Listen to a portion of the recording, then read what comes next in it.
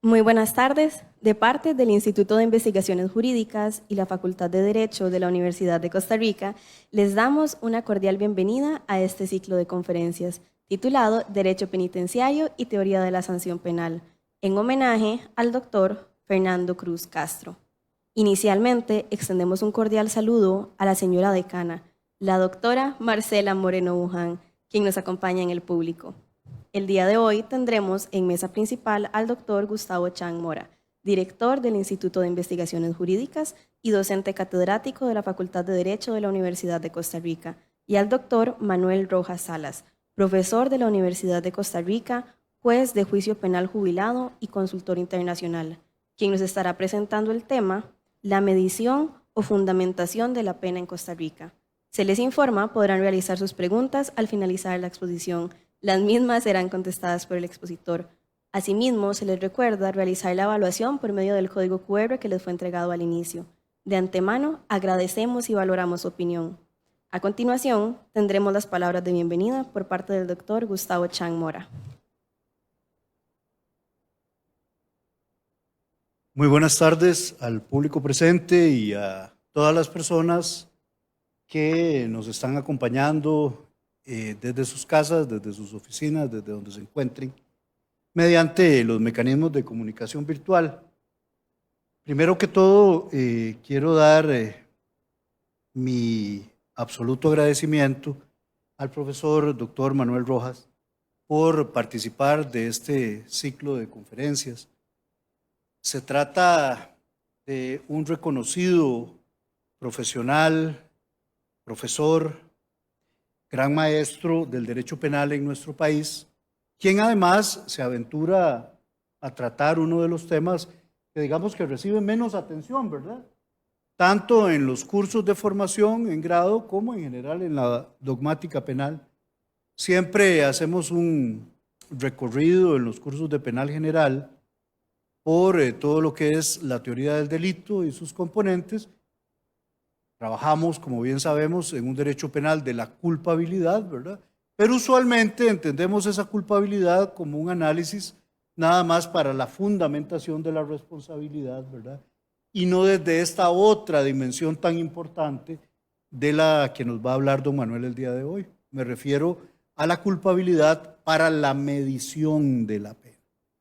Imaginen ustedes, el derecho penal, el derecho más fuerte, más violento por definición, en el que finalmente se van a imponer fuertes sanciones, algunas de ellas restrictivas de la libertad, tiene ese como su tema central y es uno de los temas al que menos tiempo se le dedica.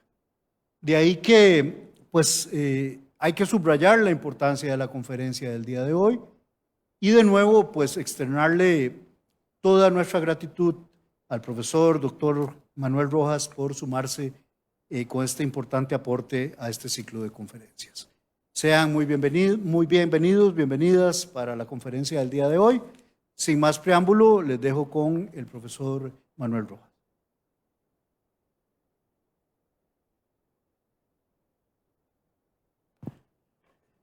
Muy buenas tardes a todos y a todas.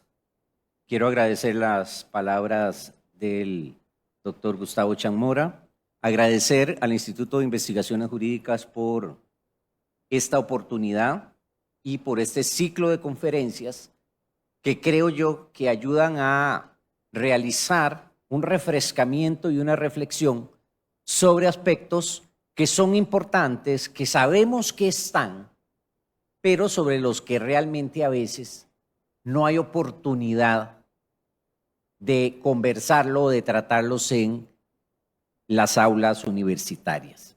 Y no por desidia, sino simple y sencillamente porque a veces los programas pues son bastante cargados.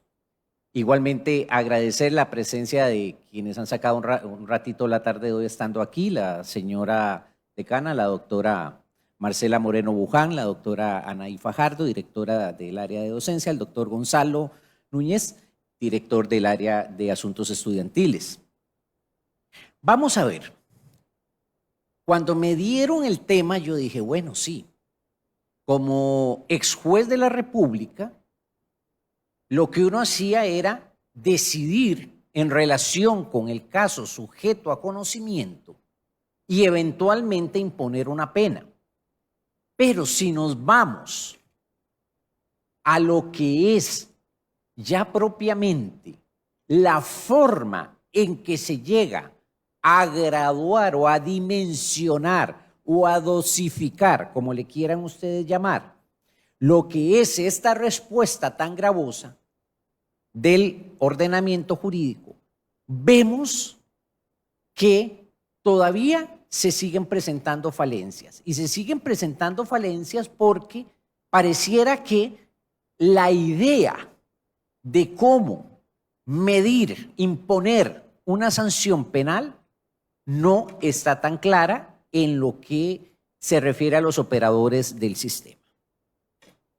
Primeramente, recordar que la pena, la sanción penal, viene a ser esa respuesta más grave, más delicada del ordenamiento jurídico.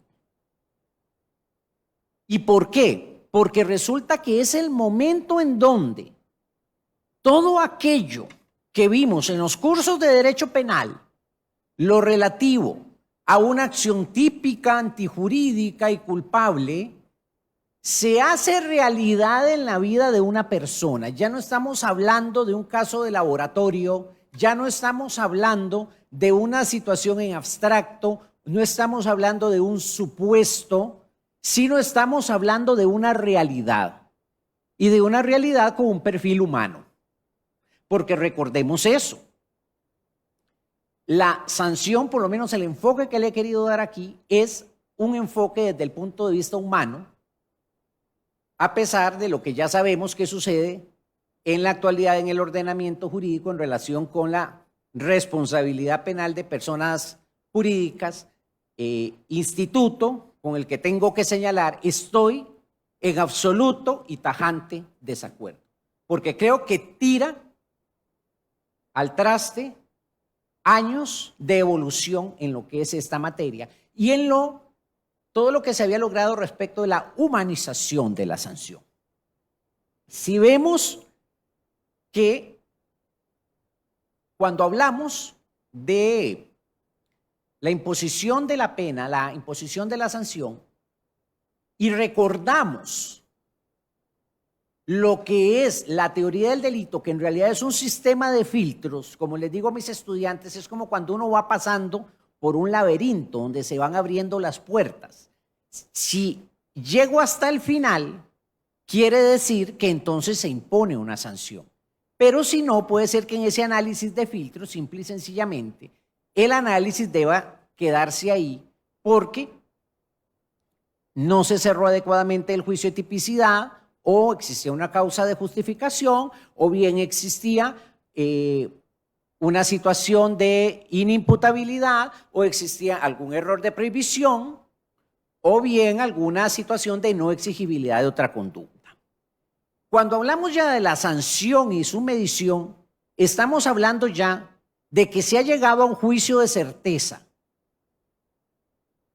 ¿Qué quiere decir esto? Se puede afirmar entonces, sin lugar a dudas, no más allá de una duda razonable, no, sin lugar a dudas, con total certeza, descartando toda posible opción alternativa desde una perspectiva válida, de que esa persona, que ese sujeto ha incurrido en una acción típica, antijurídica y además culpable.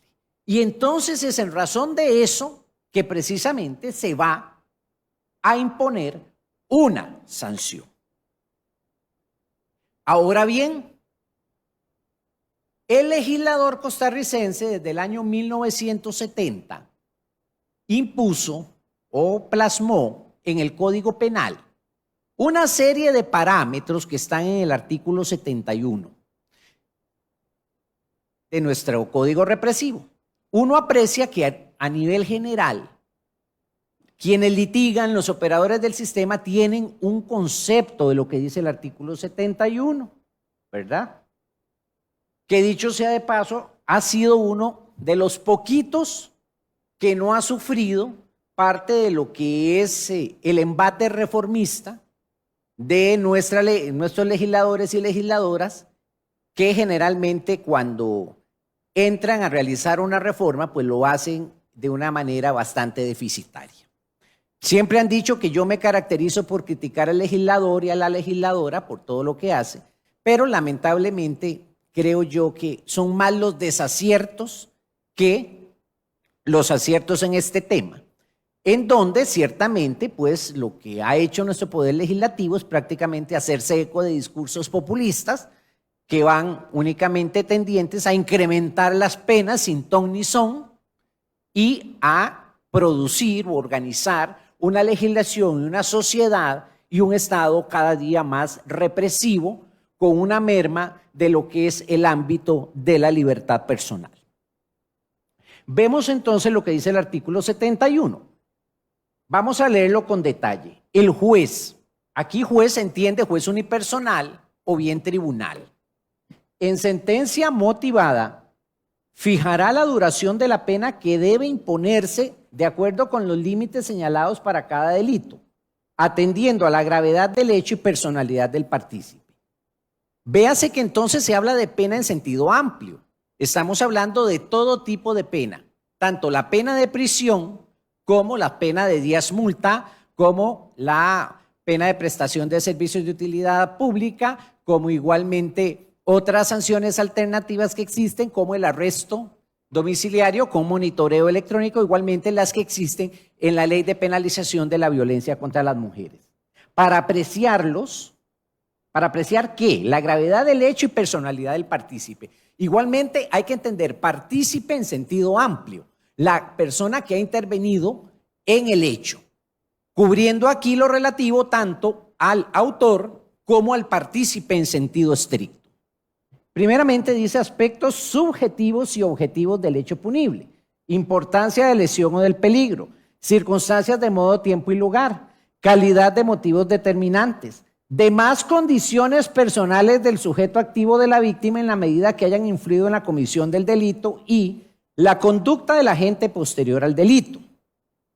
Se le agregó un inciso en el año 2018 que, si bien es cierto, no es la redacción que por lo menos a mí me complace del todo, por lo menos sí vino a constituir, creo yo, un avance para situaciones de mujeres en condición de vulnerabilidad y sobre todo en atención a múltiples casos que se tenían de mujeres sancionadas por introducción de drogas a centros penales, porque la introducción de drogas a centros penales era un hecho con rostro de mujer.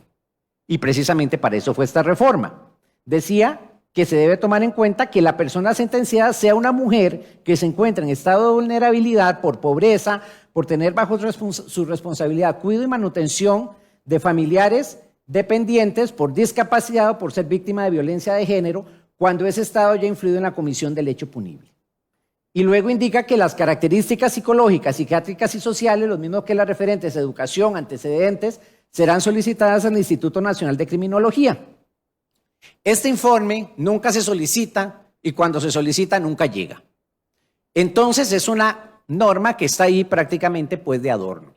Pero hay una serie de parámetros que, como les digo, a veces la gente se lo sabe, los aspectos objetivos, subjetivos del hecho punible, calidad de motivos determinantes, las condiciones personales del sujeto o de la víctima que hayan influido en la comisión del hecho.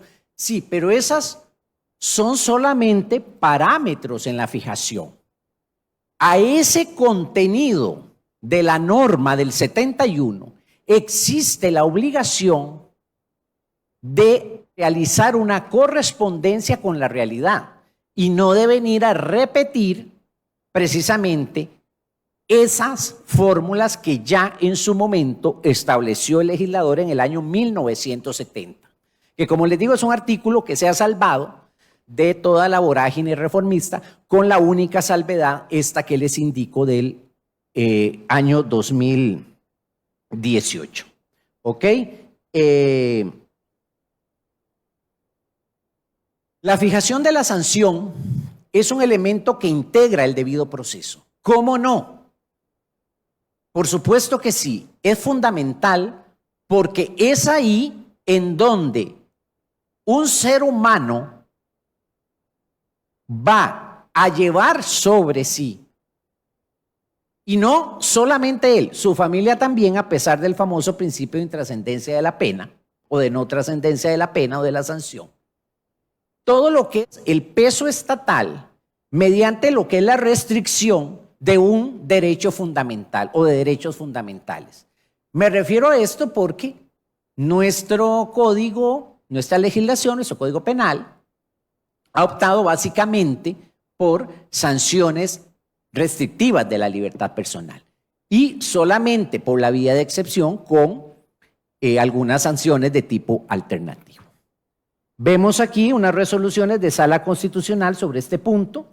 Vemos que logré encontrar, por ejemplo, estas del año 2000, donde la Sala Constitucional, por cierto, sentencias de quien fuera mi profesor, que en paz descanse, don Luis Paulino Mora, donde destacaba que efectivamente la fijación de la sanción por el tribunal de juicio,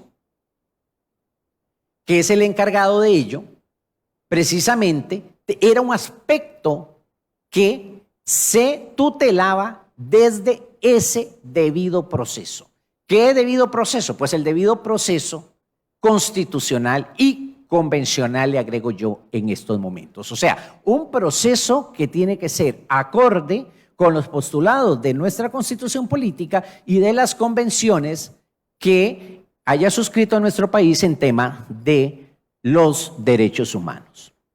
Vamos a ver. El artículo 71 es solamente una especie de guía para el tribunal. El tribunal no tiene que ir viendo el A, el B y el C.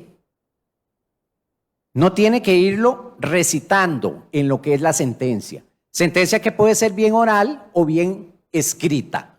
Bien sabemos que en los procesos expeditos de flagrancia o procedimientos expeditos de flagrancia, la sentencia por expresa disposición legal debe ser emitida oralmente. Entonces, estos son requisitos para toda fijación de pena que se realice, pero no como se ha interpretado por personas que integren a veces los tribunales, que debemos poner en el aspecto A, el aspecto B, el aspecto C, el aspecto D, y de ahí todos y cada uno. No. Esto es como una guía genérica.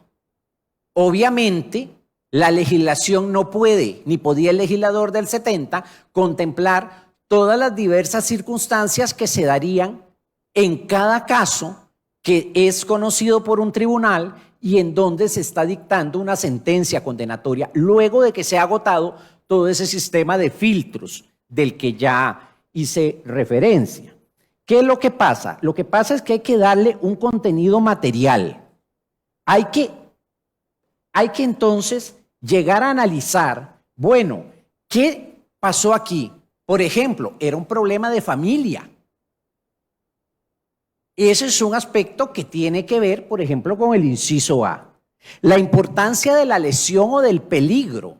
Recuérdese bien que las normas penales tienen su legitimidad o la obtienen a partir de la vulneración o de la puesta en peligro de bienes jurídicos. Entonces, aquí el tribunal tiene la misión de determinar cuál fue el grado de peligro o bien cuál fue el grado de lesión.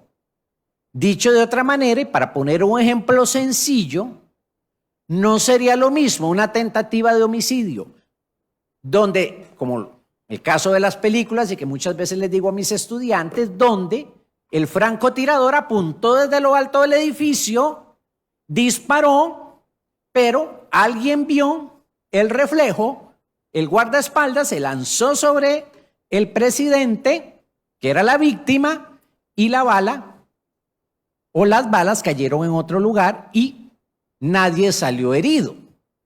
Aquí podemos ver de, bueno, sí hubo una situación de peligro para la vida de la persona, pero no sería lo mismo a que si el guardaespaldas no hubiese estado tan atento o creyó que ese reflejo era simplemente un problema de un eclipse, un problema de su vista, y no actuó, y entonces se dieron los disparos y se obtiene como resultado varias personas heridas. o quien era el destinatario y el objetivo resulta herido, dependerá entonces qué tipo de heridas, dependerá qué tipo de consecuencias, dependerá si ha habido recuperación, si ha habido un daño permanente, todo eso, pero eso hay que plasmarlo en lo que es el fallo condenatorio.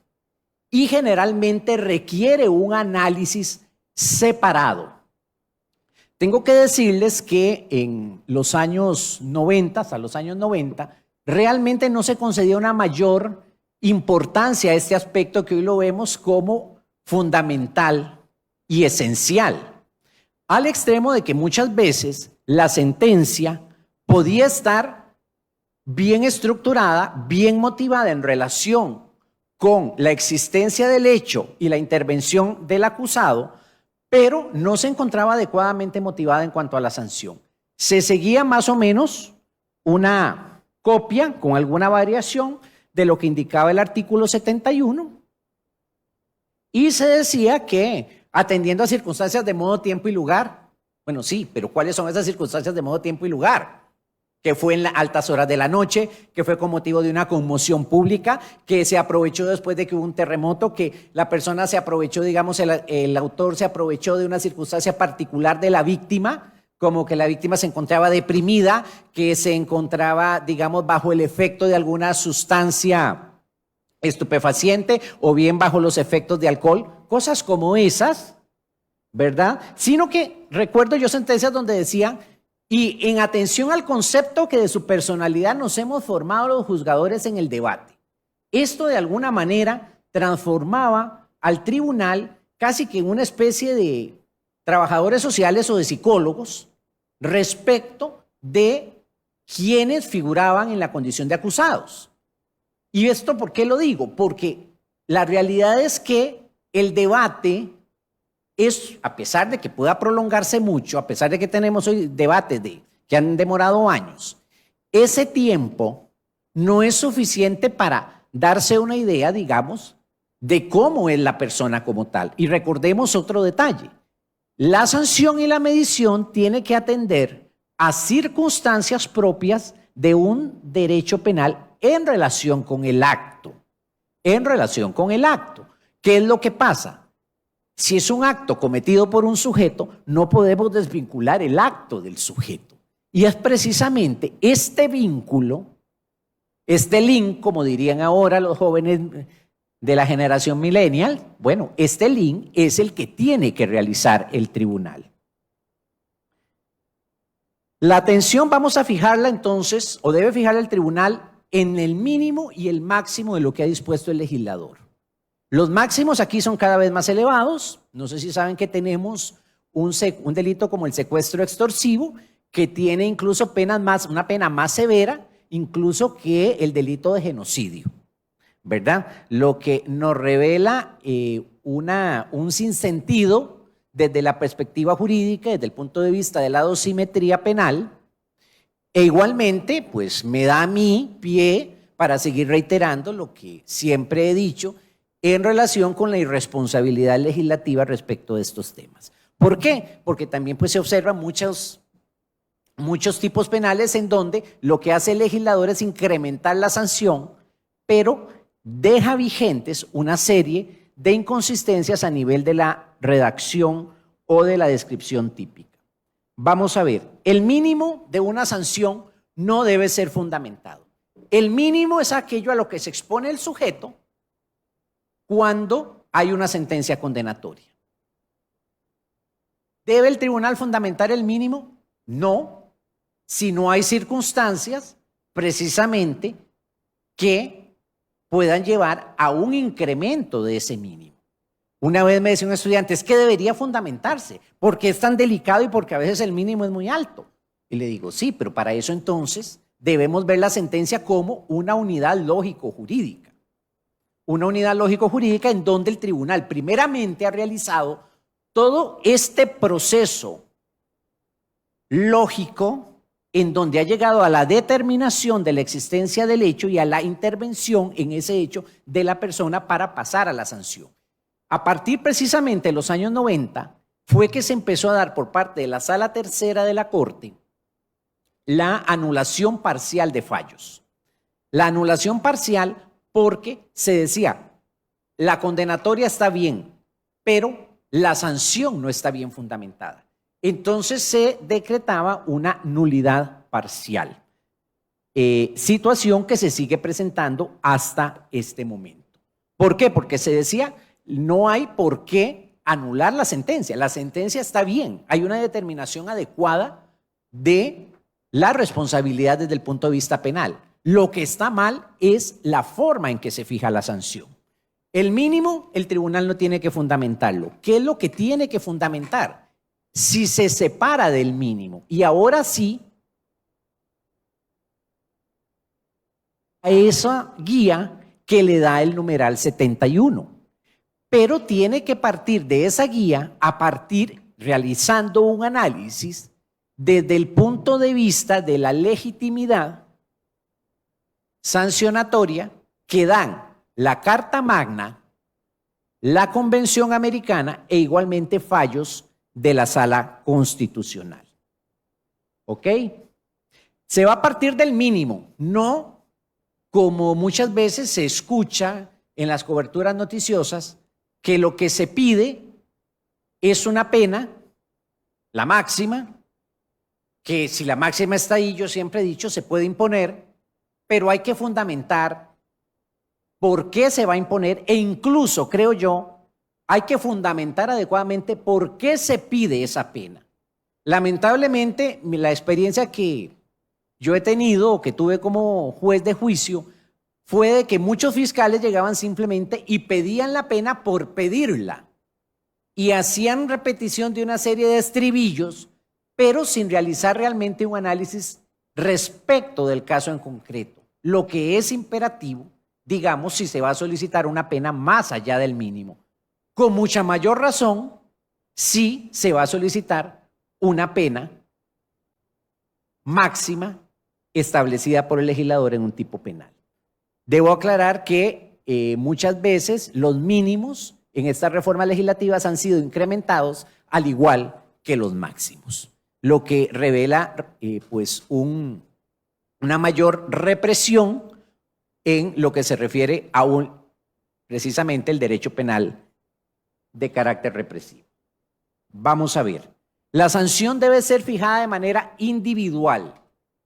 Puede ser un mismo hecho, pensemos un asalto a un banco, digamos una de estas escenas que vemos a veces por televisión, pero resulta que en el asalto al banco hay uno que es un líder y resulta que hay otros que no es que están ahí, digamos a la fuerza, sino que tienen una intervención de carácter no importante, no, pero sí que tienen una intervención, podemos decirle, secundaria.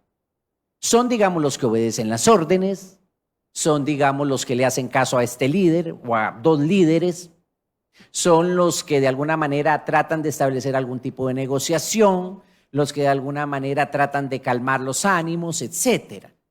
El hecho es el mismo, y van a salir sancionados la totalidad por el mismo evento, pero ciertamente habrá aspectos a considerar de manera separada respecto de todos y cada uno de los interventores. Yo recuerdo un caso, particularmente hace muchos años, de un asalto a mano armada que tuvo lugar en perjuicio de dos colegiales. El asunto es que el asalto se perpetró desde un vehículo y donde iban 3 personas.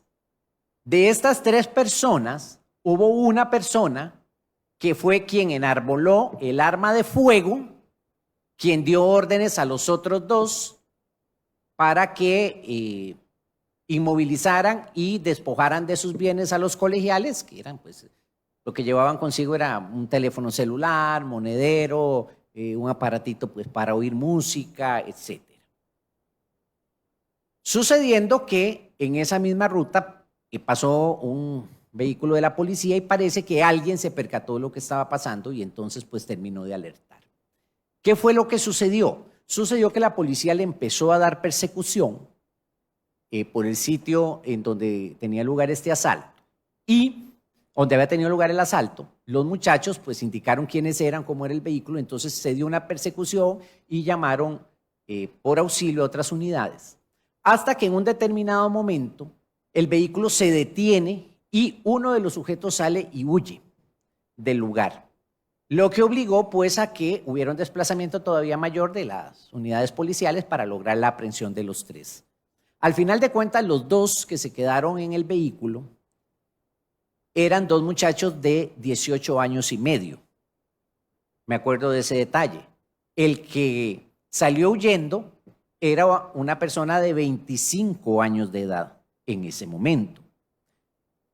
Y este que había salido huyendo era el que había adquirido la postura de liderazgo en relación con los otros dos. O sea, quien les dijo, quien les mandó, quien les dijo haga esto, hagan lo otro, fue lo que relataron precisamente los jóvenes ofendidos. Entonces, en este caso, se impuso una pena mínima para los dos muchachos, que eran 5 años de prisión, una pena alta, que tenían que ir en ese momento a descontar a la cárcel, ¿verdad? A los dos muchachos de 18 años que habían permanecido en el vehículo, y se le puso una pena mayor al sujeto que había desempeñado el papel de líder. Atendiendo a que era una persona de más edad, atendiendo al papel de liderazgo y además a algo importante. Hay uno de los aspectos del numeral 71 que señala, dice aquí, la conducta del agente posterior al delito. Bueno, terminando el delito, podríamos decirlo aquí, que precisamente en la huida salió del vehículo y huyó por su lado de una manera bastante cobarde, dejando a su suerte a los que iban en el vehículo y que venían siendo perseguidos por las autoridades. Estos aspectos se tomaron en cuenta para imponer una sanción menor.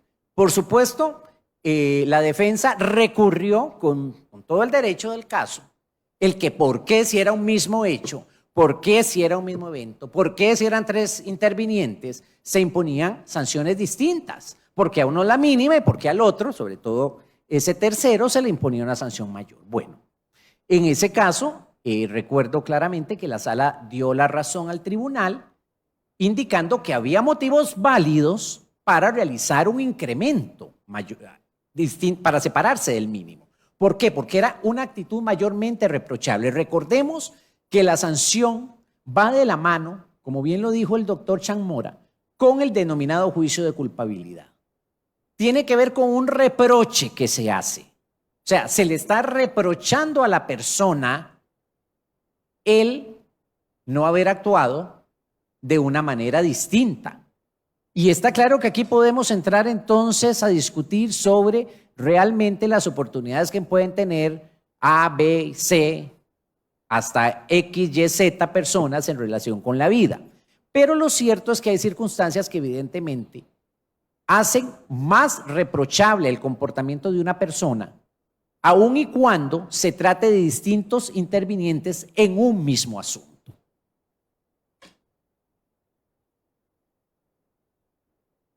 Como les decía, el grado de actuaciones llevado a cabo es el que puede marcar la diferencia en la fijación de la sanción punitiva. Como les digo, no es lo mismo quien ejecuta el despojo respecto del que tiene un papel de liderazgo, que además tiene más edad y es un asunto de experiencia vital. Quien ha vivido más, quien tiene más edad, obviamente tiene más experiencia de vida. Y ese es un principio general, un principio básico que válidamente pues, se puede utilizar aquí. Vamos a ver, otro aspecto importante, las penas alternativas. Antes de pasar a este tema, por ejemplo, ¿qué sucede si se trata de una persona mayor de edad que realiza el hecho juntamente o de manera conjunta con personas menores de edad? Evidentemente, la situación de la persona mayor de edad va a ser mayormente comprometida, porque está claro que va a haber un mayor reproche en cuanto a su proceder, precisamente por hacerse acompañar de personas que están en una condición de minoridad y a quienes el ordenamiento jurídico les debe protección y cuyo interés superior debía tutelar, lo mismo lo relativo a su formación.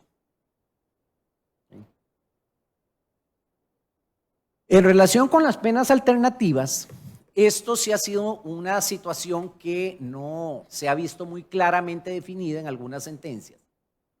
Si hay penas alternativas, por ejemplo, las lesiones culposas, pena que tiene una pena de días multa y pena de prisión, hay ocasiones en donde el tribunal opta por la pena de prisión y puede optar por la pena de prisión.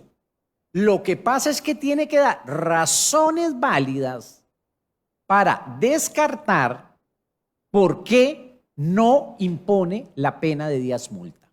El juez puede escoger, está dentro de sus facultades escoger y tiene posibilidad de escoger, pero precisamente en razón de esa facultad y de ese poder, si se puede llamar de alguna manera, que tiene el tribunal, debe señalar con total claridad por qué no opta por la sanción más benigna y por qué sí por una sanción, digamos, de prisión en el caso, por ejemplo, de las lesiones culposas. Hay varias sentencias en donde quizá la determinación del evento está adecuada, es correcta, es legítima, pero la sanción no es una sanción que pueda verse adecuada a los parámetros de legalidad y de legitimidad, precisamente porque sin más el juez entró a considerar una pena de prisión, sin señalar por qué descartaba la sanción de días multa. Lo mismo sucede en el caso de las infracciones en violencia doméstica, en donde hay normas expresas que señalan que cuando se trata de una persona primaria respecto de ese tipo de asuntos, se puede optar por una pena ya no alternativa, sino por pena sustitutiva de la pena de prisión. ¿Ok? ¿Y esto por qué es? Porque la sanción tiene que motivarse debidamente. Y esta motivación no tiene que ver con la satisfacción de las partes. Porque si vamos a algún proceso mediático de estos que se cubren por los medios de comunicación, generalmente vamos a encontrar personas que no están satisfechas. Porque si vemos la familia de las personas perjudicadas, posiblemente van a querer la pena máxima, lo que puede ser muy entendible desde el punto de vista humano. Y por otro lado, quizá la familia o las personas sentenciadas van a estar en desacuerdo hasta con el mero juicio de responsabilidad penal que se ha hecho. Esto es diferente. Esto es que la decisión respecto de la sanción, respecto de qué sanción y respecto de qué monto de sanción merece esa persona, debe bastarse a sí misma. Esto de bastarse a sí misma, ¿qué es? No es compartir los argumentos que ha señalado el tribunal, pero sí que de una lectura o de una escucha de estos argumentos se pueda entender que es una resolución completa, donde se dan motivos válidos. La validez de los motivos no implica el que terceros vayan necesariamente a coincidir con esa opinión. Es en todo caso una situación valorativa y esto tenemos que recordarlo. Una cosa es mi propia valoración y otra, el que la decisión cuente con parámetros válidos para sostenerse como tal en el caso de una revisión por parte de un tribunal de apelación de sentencia. Por ejemplo, se han visto algunos argumentos que han resultado ilegítimos. Se observan a veces en las peticiones fiscales y se observan también en algunas sentencias. Por ejemplo, que se le dio la oportunidad de conciliar y que no concilió. Posiblemente una conciliación incumplida que llevó a que se reabriera el proceso. Bueno, la conciliación, si bien es cierto, no es un derecho que tiene el imputado, es una posibilidad que da el ordenamiento. Pero nadie está obligado a conciliar. Nadie está obligado a conciliar. Si la persona se aprovechó o la defensa se aprovechó para dilatar un proceso, para engañar o hacer creer a los demás intervinientes en el proceso, en vulneración al deber de lealtad, respecto de una intención que no era tal, bueno, para eso está un tribunal que es el que debe valorar y bastantear esa situación, y ya sea rechazar la conciliación o procurar informes sobre su cumplimiento, pero no se puede obligar a nadie a conciliar, así como no puede obligarse tampoco a nadie a que se arrepienta. Porque otro argumento que a veces se utiliza es la falta de arrepentimiento de la persona acusada como un mecanismo para incrementar la sanción, lo que es una vulneración al debido proceso, al derecho de defensa y al derecho de abstención. Porque si usted está obligado a arrepentirse, prácticamente lo están condicionando a que tiene que reconocer el hecho y a que tiene que declararse culpable para poderse arrepentir. A ver, a contrario sensu, si la persona ha mostrado un sincero arrepentimiento, sí es un aspecto que se puede tomar en consideración para la fijación de la sanción, pero no el hecho de la carencia de arrepentimiento como tal, que es un argumento que lamentablemente se escucha todavía y que en algún caso, por lo menos reciente, vi que se había consignado como uno de los argumentos esgrimidos por alguna de las partes. ¿Ok? El tema de los antecedentes penales es un tema que suscita polémica. ¿Por qué?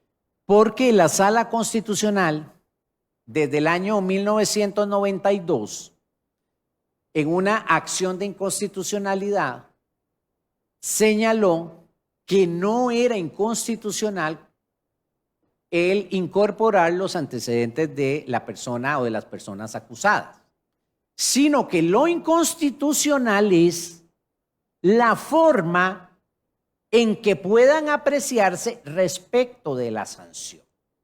Ahora bien, hay que tener, y esto es un tema que yo sí defiendo, hay que tener los antecedentes precisamente porque habrá sanciones que proceden si la persona, digamos, no tiene ningún antecedente o si no tiene ningún otro antecedente en casos de violencia de género, etcétera.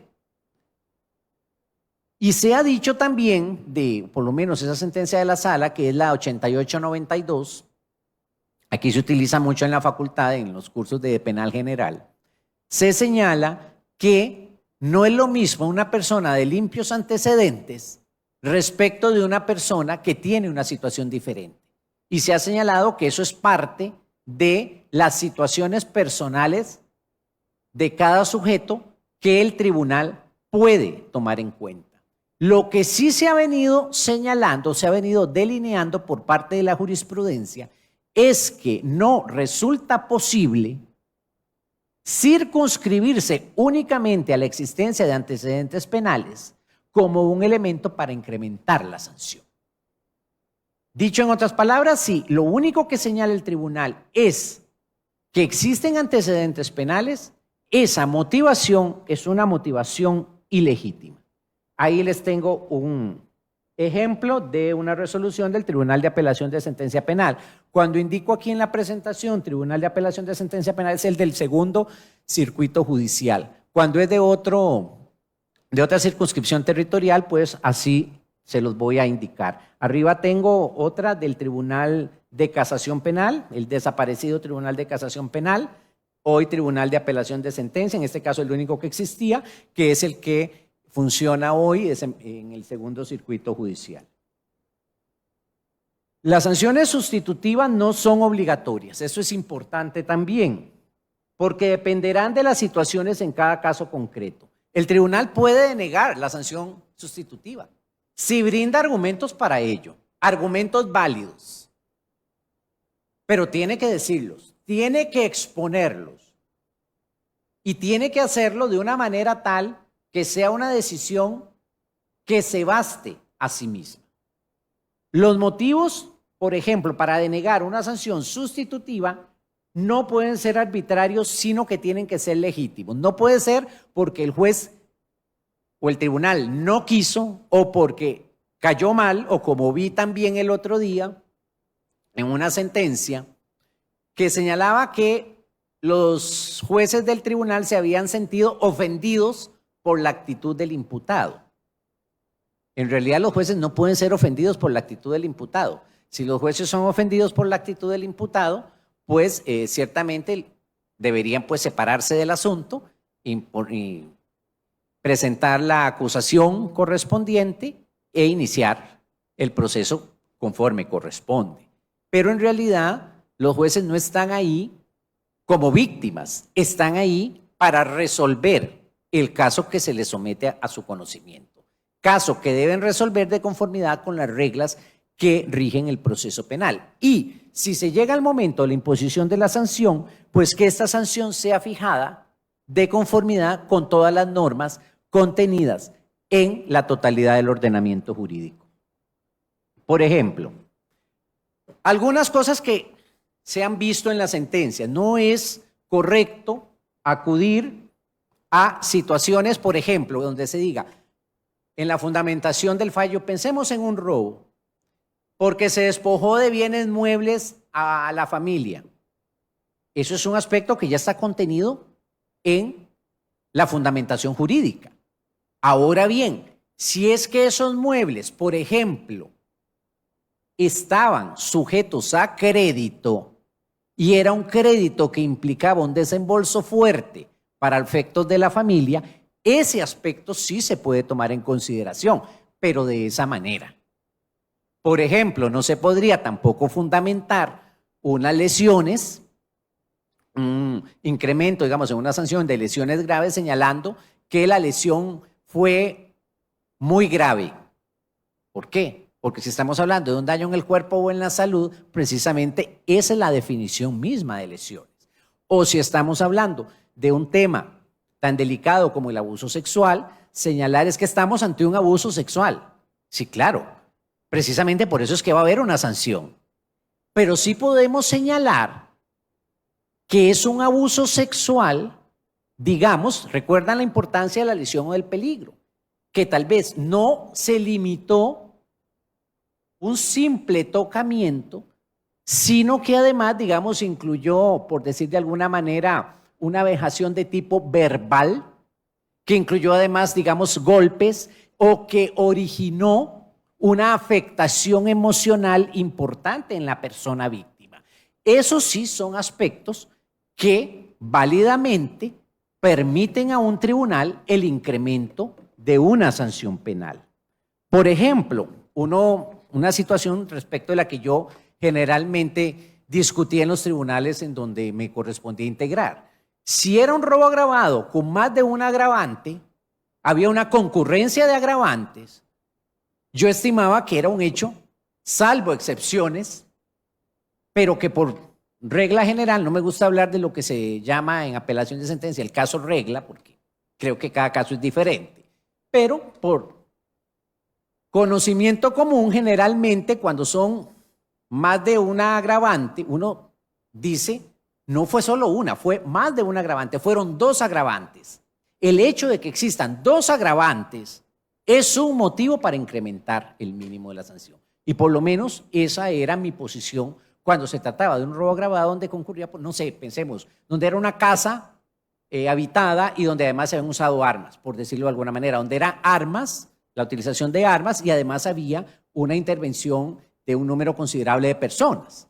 Desde mi punto de vista, ese era un hecho mayormente reprochable a un robo agravado, digamos, cometido por una sola persona. ¿Ok? O, por ejemplo, un robo también donde haya existido alguna lesión a la víctima. O un robo agravado por exhibición de arma, en donde el arma ya no solo se haya exhibido, sino que se haya llegado a utilizar. Estos son aspectos, por eso les decía, los aspectos guía del 71 tienen que ser vinculados al caso en concreto.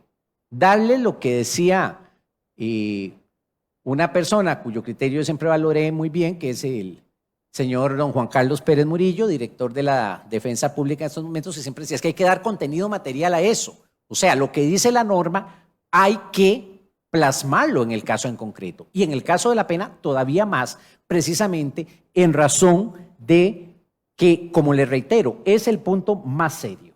¿Ok? Un aspecto que a veces no se toma en cuenta. Cuando se habla de actitud de la gente posterior al hecho, generalmente lo que se señala es que no buscó, es que no se disculpó, es que no quiso conciliar, y es que no se arrepintió. Argumentos que se escuchan, como les digo, aún. Pero, por ejemplo, sí puede ser un aspecto de importancia si se amenazó a la víctima, incluso después del hecho, cuando es detenido. ¿Qué pasa, por ejemplo, si el que realizó el asalto lo detienen y le dice, yo sé quién es usted, yo sé por dónde pasa usted, sé quién es su familia, esto no se va a quedar así? Esa expresión, si es una expresión que se tiene por constatada a partir, digamos, de la credibilidad que se dé a quienes la escucharon, sí es un aspecto que válidamente puede permitir un incremento. ¿Ok?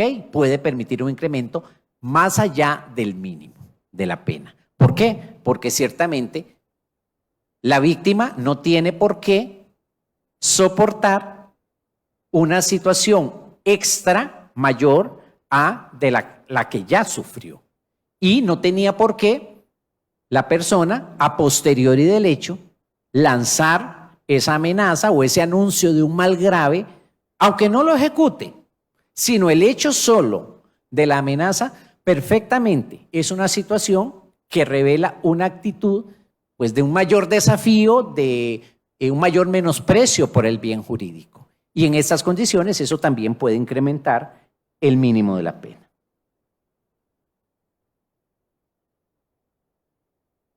Ok.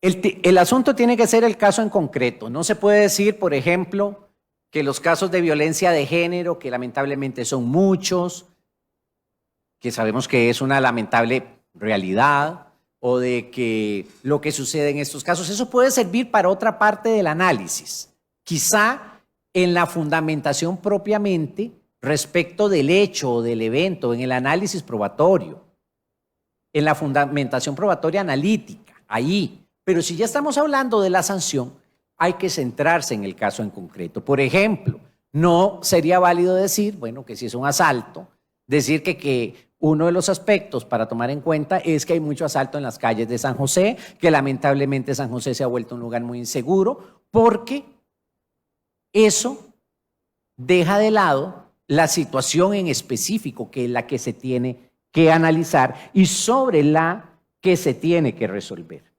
Ok, algo importante, esa resolución también del Tribunal de Apelación de Sentencia Penal, que es de este año. El solo hecho de decir que es un hecho muy grave no es suficiente. Es grave, ¿por qué?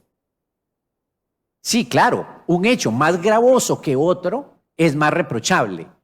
Pero ¿por qué es más grave? ¿Por qué el tribunal considera que es más grave? Y el tribunal debe exponerlo, porque si no se queda en las psiques del tribunal y eso hace que la sanción carezca de la adecuada motivación. Argumentos ilegítimos. Falta de arrepentimiento, que ya les indiqué, hay una sentencia del Tribunal de Apelación de Sentencia del año 2016, la resolución 338.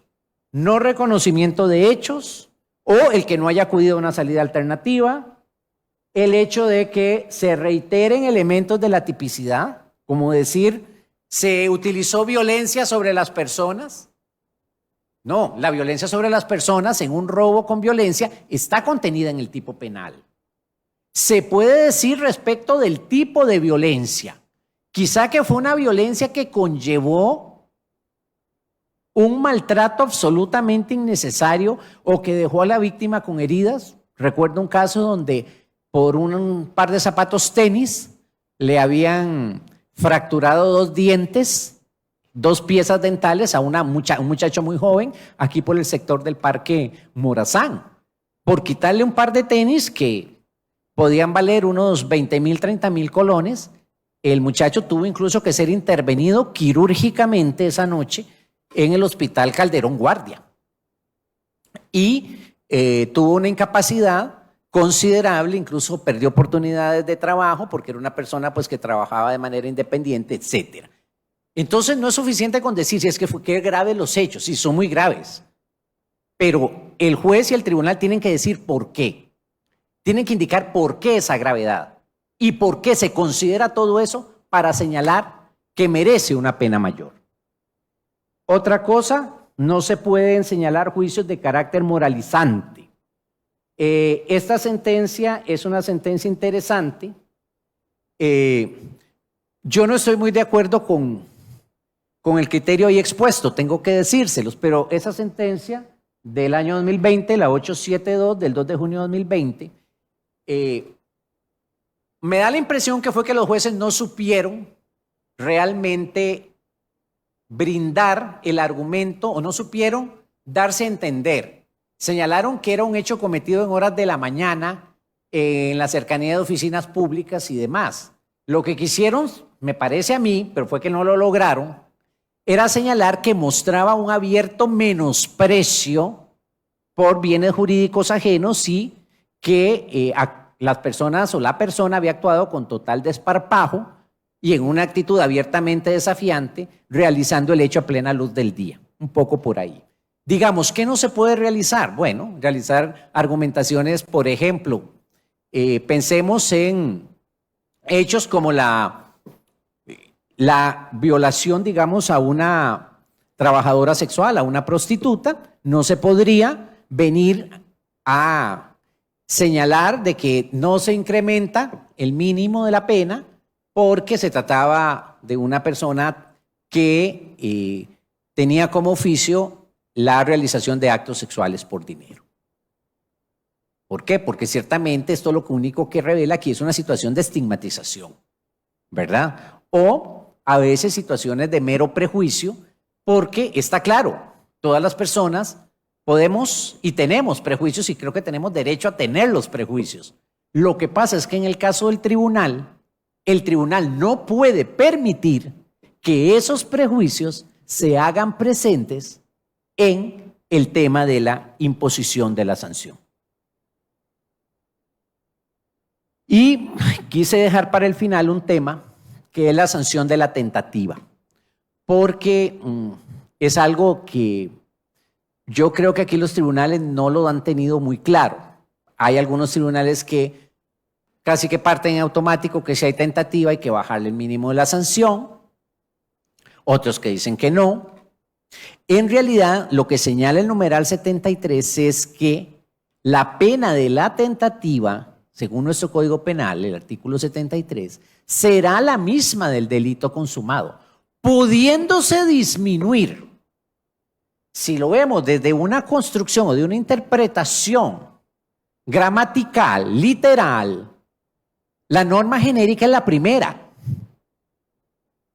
O sea, la respuesta punitiva para la tentativa es la misma que la del hecho consumado, pero puede ser disminuida a juicio del juez. O sea, es una posibilidad y no un derecho, como creo que muchas veces se ha malinterpretado. Ahora bien, en un sistema marcadamente acusatorio como el que tenemos en nuestro país, si la defensa lo solicita, el tribunal está obligado a considerar si rebaja o no rebaja y a darle a la defensa razones válidas del porqué del no rebajo. En mi experiencia como juez puedo decirles que hubo casos de tentativa en donde no se realizó el rebajo e incluso eran tentativas que con un fundamento adecuado se imponía una pena por encima del mínimo y eran sentencias que luego volvían con los reclamos declarados sin lugar. Pero les digo, es una situación que creo que todavía no está bien definida y me parece que creo que tendremos que esperar porque lo que he podido verificar es que los argumentos no han sido definitorios, no han sido argumentos en firme y es un tema pues de interpretación, pero ahí les dejo la inquietud. Hay una sentencia importante que es del Tribunal de Apelación de Sentencia de Goicoechea del año 2014, que es la 1149, que trata el tema. Y bueno, con esto cierro y espero de verdad no haberles aburrido tanto con el tema de la sanción, ¿verdad? Porque creo, como bien lo decía el doctor Chang, es un tema muy importante, pero de verdad que es en muchas ocasiones de lo que menos se habla. Muchas gracias.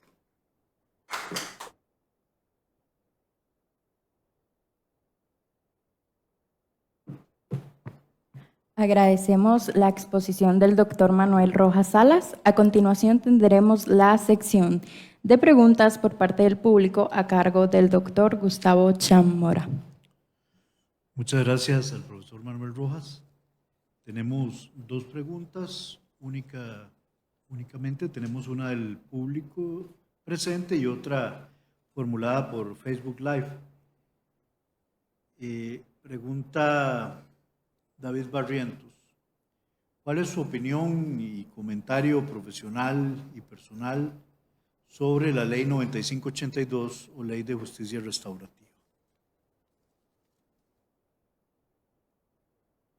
Bueno, yo creo que la Ley de Justicia Restaurativa pues vino de alguna manera a abrir un campo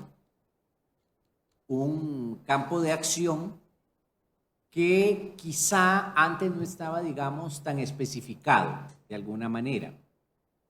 Pero mi postura personal, que creo que es lo que me está preguntando don David, a partir, digamos, de los resultados que yo he podido apreciar y de opiniones que he escuchado de personas que litigan, es de que ciertamente se ha tratado más bien de situaciones que han venido a dilatar los procesos penales. Y cuando uno se sienta, digamos, a bastantear realmente los procedimientos que se llevan a cabo, uno se percata que de alguna manera, quizá con alguna reglamentación del Instituto de la Conciliación, quizá el tema se hubiese podido solventar sin necesidad, pienso yo, ¿verdad?, de acudir, digamos, a esa faceta, por decirlo de alguna manera. Y la siguiente pregunta la formula Max Chinchilla Fernández desde Facebook Live. Indica lo siguiente, don Manuel. En el caso del inciso G del artículo 71, si un hombre fuese víctima de violencia doméstica, ¿se podría aplicar el párrafo segundo del artículo 72? Si fuese negativa la respuesta, ¿sería inconstitucional? Vamos a ver. El artículo fue creado y fue diseñado para una situación específica. Estamos hablando de que las desigualdades de género obedecen a circunstancias de carácter histórico y que no son culpa ni de don Max, que es quien hace la pregunta, ni del público, ni mías, ni de nadie.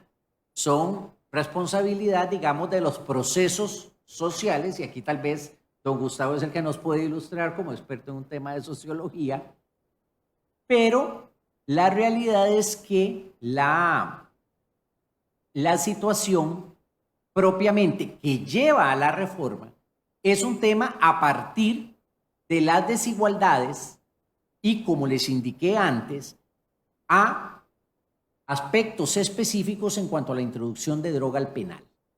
¿Por qué? Porque curiosamente, de cada 10 casos, 9,5, por decirlo de alguna manera, eran mujeres que se presentaban a los centros penales a realizar visita, generalmente madres, generalmente compañeras, con historias de vida muy similares, personas que habían perdido pues el sostén primordial de la persona que sostenía el hogar y que se encontraba guardando prisión, y con realidades realmente que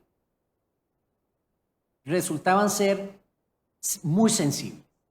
Entonces, la reforma se da en aquel momento, recuerdo a la señora presidenta de la República, parece que fue la que... Esto fue reformado incluso a posteriori. Hubo una primera y luego hubo otra. Una para el tiempo de la señora presidenta Laura Chinchilla y luego esta otra, que como les digo, no es la que a mí me complace del todo, pero ciertamente lo que ella dijo era que aquí no había reinas del sur, sino cenicientas del narcotráfico. Una expresión pues un poco, si se quiere, poética o florida, como le quieran ustedes decir. Pero lo que pienso yo es que ciertamente aquí el tema, desde mi perspectiva, es que estamos hablando de una situación de género. Y en ese sentido tenemos también normas como la Ley de Penalización de la Violencia contra las Mujeres. Los artículos que en su momento se declararon inconstitucionales fueron por problemas de redacción, pero no por problemas en cuanto a la situación de quién podía ser autor y quién podía ser víctima. Entonces, en este caso, precisamente, es una norma que de alguna manera pone de manifiesto, o está inspirada, mejor dicho, en esa situación de asimetría y de desigualdad, y que de alguna forma permite que esto se considere. Ahora bien, no quiere decir esto, y no quiero que así se interprete, que yo aquí mencioné que siempre que había una introducción de droga por parte de una mujer a un penal, necesariamente se tenía que aplicar ese inciso. El inciso establece una serie de condiciones que tienen que cumplirse. Si no se cumplen, evidentemente, se podrán tomar algunos otros para efectos, digamos, de la penalidad. Pero eso es por lo menos lo que yo opino. Espero haber podido aclarar la situación. Muchas gracias, profesor. Si no hay más preguntas, pues lo que corresponde es dar cierre a este ciclo de conferencias, no sin antes pues agradecerle a quien intervino en este último día, por supuesto con una conferencia no menos importante, sino con una conferencia fundamental. Nuestra gratitud al profesor Manuel Rojas por haber intervenido y dado esta lección magistral, esta conferencia el día de hoy. Este ciclo de conferencias en homenaje al doctor Fernando Cruz Castro y al que denominamos Derecho Penitenciario y Teoría de la Sanción Penal, inició el día 16 de agosto de este año, es decir, se venía extendiendo ya por más de 3 meses, ¿verdad? Precisamente con la conferencia inicial que impartió el profesor Fernando Cruz, a quien agradecemos esa conferencia que rindió el día 16 de octubre. Después de esa fecha se sucedieron una serie de conferencias muy importantes, de enorme relevancia para el estudio de la teoría de la sanción penal y de temas de derecho penitenciario. A cada uno de los autores, de las autoras, de los profesores y profesoras que intervinieron, queremos expresarles nuestra más sincera gratitud, es decir, al doctor Alfredo Chirino por su conferencia del 23 de agosto sobre las teorías de la pena hoy, al doctor Javier Jovet Rodríguez, también nuestro agradecimiento por su conferencia del 30 de agosto sobre prevención general, proporcionalidad y mínima aflicción posible de la pena en becaría, al doctor Roy Murillo Rodríguez por su tratamiento acerca del hacinamiento crítico en las cárceles de Costa Rica y el habeas corpus, a la doctora Patricia Vargas González por haber abordado el tema de las sanciones alternativas y el comiso en Costa Rica, al máster Héctor Sánchez Ureña por habernos dado pues, una descripción bastante detallada sobre el tema de las cárceles de Costa Rica el día de hoy. A la doctora Ana Elisa Liberatore Silva Bechara, profesora catedrática de la Universidad de Sao Paulo en Brasil, al habernos pues, expuesto con muchísima claridad también el tema y la situación sobre las cárceles en Brasil. De igual manera, nuestra gratitud, nuestro agradecimiento enorme para la máster Odilis Robles Escobar, quien disertó sobre la defensa de los derechos fundamentales de los y las privadas de libertad, la doctora Ligia Jiménez Zamora, quien expuso sobre la sanción penal y la población indígena, la máster Rosaura Chinchilla Calderón, quien expuso sobre la población vulnerabilizada, el castigo y el encierro, la máster Liliana Rivera, quien disertó también magistralmente sobre la práctica parlamentaria y la regulación de la pena en Costa Rica. Yo expuse en mi momento sobre el proceso como pena y el día de hoy el profesor doctor Manuel Rojas cierra este ciclo de conferencias con el tema de la medición o fundamentación de la pena en Costa Rica. Creemos que este ciclo de conferencias es un muy merecido homenaje para quien fuese profesor de Derecho Penitenciario durante muchas décadas en esta facultad y también a nivel de grado y de posgrado. Nuestro respeto para el profesor Fernando Cruz, nuestro agradecimiento por todo lo que nos enseñó en estas aulas universitarias. Esperamos que el año entrante estas conferencias puedan ser trasladadas como un número especial de la revista digital de Ciencias Penales que se encuentra domiciliada en la página web del instituto y pues esperamos realizar un pequeño tiraje de al menos 100 ejemplares, ya que pues se trata de una serie de conferencias con una importancia capital, creo yo, en la historia del derecho penitenciario y la teoría de la sanción penal en Costa Rica. Como siempre, mi agradecimiento y el de todos los que participamos, de todas las que participaron en este ciclo de conferencias, para la licenciada Katia Villalobos, administradora del Instituto de Investigaciones Jurídicas, para Jimena Bermúdez Soto, para Diana Hernández Urbina, colaboradoras de este instituto. Sin ustedes estas actividades no se pueden realizar. Para Yoliana Marenco, muchas gracias y bienvenida también al instituto. Para los encargados del equipo y la transmisión audiovisual, siempre eficientes, siempre efectivos y atentos para que se graben y también se suban a las redes sociales estas conferencias y se transmitan en vivo y luego en diferido. Don David Cerdas Alvarado y don Ángel Chávez. Muchas gracias, jóvenes. Gracias a todas las personas que nos acompañaron en este mini auditorio y a quienes nos acompañaron por las redes sociales. Muy buenas noches y muchísimas gracias.